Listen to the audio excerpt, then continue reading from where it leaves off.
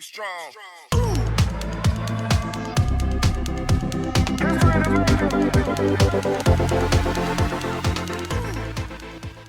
Hello everyone, welcome to Audio Bites. David Copperfield, a novel by Charles Dickens. So here we are with the episode 8. So let's get started. An unsettling time. One day I came home to find Mr. Peggotty sitting in my parlor with his head in his hands. He looked so sad that I expected the worst.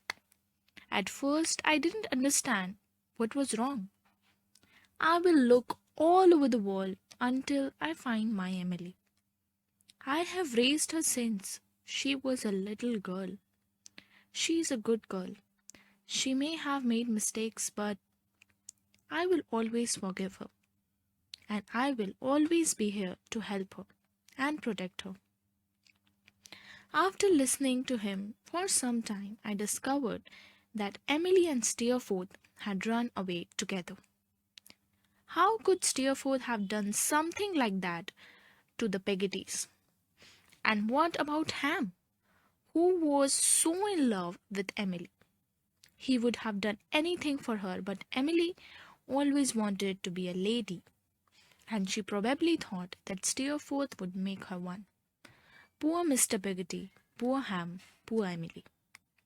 I decided to see Ham in Yarmouth, and was about to leave when a letter arrived. It was from Agnes.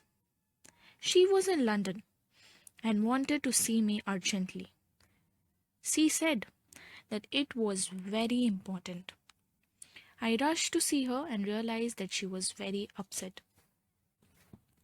"Oh, David, you must help us. My father and Uriah Heep are going to become business partners. Uriah Heep is still encouraging my father to drink too much. I think he is tricking father by pretending to be a good man. But I believe that he is stealing money from the business." I held Agnes' hands in mine. "Don't worry, Agnes. I will do everything I can to help you and your father." I went to see Heep at once at Mr. Wickfield's house, and I was shocked to find Mr. Micawber working at Heap's desk. "Mr. Micawber, how can you work for a man like Heap?" "Mr. Heap is my employer now, and I must respect the man who helps me pay my debts, David. Work is work." I found Mr. Micawber's behavior to be rather peculiar. He had always said that he would only work for honest people, and somehow Micawber seemed afraid of Uriah Heep. I was angry and turned up to Heep, who had just walked into the room. "What are you up to, Heep? I always thought you were a snake, and now I can see that I was right. You are taking advantage of a good man like Mr. Wickfield." "Does a good man drink and not take care of his business records? If I wasn't here, his good man you speak of would be out on the streets." "Oh, and I suppose you saved him, did you?" "Yes, and I'm going to save Miss Agnes too. I'm going to marry her." The blood pounded in my head, and for some reason I was unable to speak.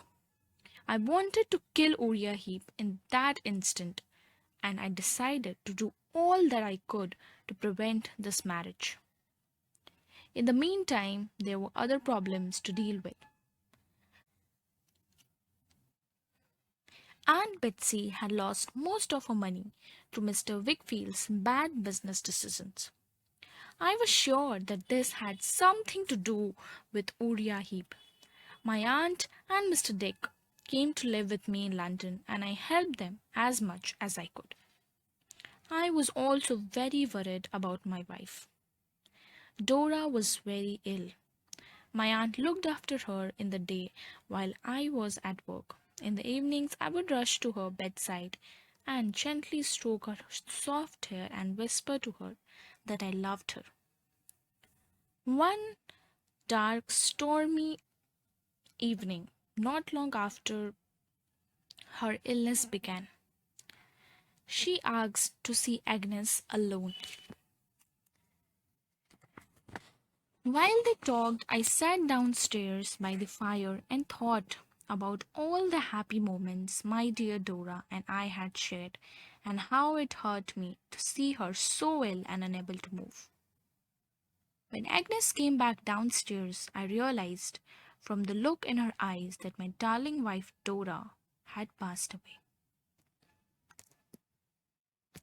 So here we come to the end of the episode 8. In case you've not watched the audiobooks of all previous episodes, check out the description. I've dropped the link to all of them. Thanks for watching and stay tuned for the next episode. It will be here soon. Thank you.